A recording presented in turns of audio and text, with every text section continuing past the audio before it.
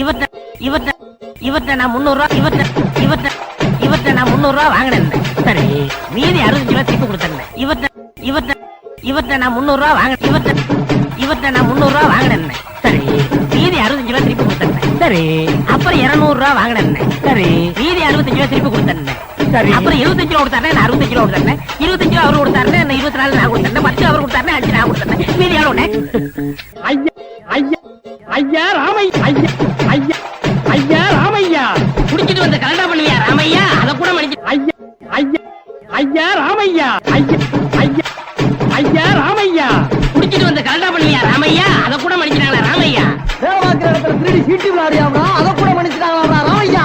தூங்கும் போது ஒரு காய்ச்சல் கால தூக்கி அவங்க மேல போடுவீங்க. மூச்சு திணறினாலும் அதை கூட மன்னிச்சுட்டாங்களா ராமையா? ஐயா ராமையா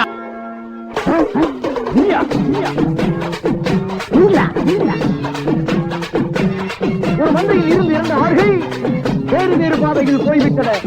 2 சந்தித்த போது பேச முடியவில்லையே.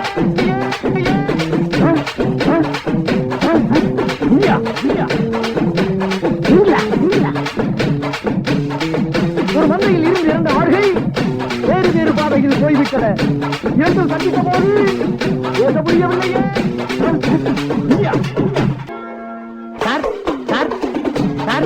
அந்த பைய என்னோட சர்வெண்ட். அப்படியா? நான் எது வாங்கினாலும் அவனோட ஜாஸ்தியா தான் வாங்குறது. இருக்காதா? அவனை விட எனக்கு கம்மியா கொடுத்தீங்கன்னு வைங்க, அது எனக்கு மரியாதை குறைவு. அப்புறம் நான் வெளியே தலை காட்ட முடியாது. உனக்கு கூட்டியே கொடுக்குறேன்.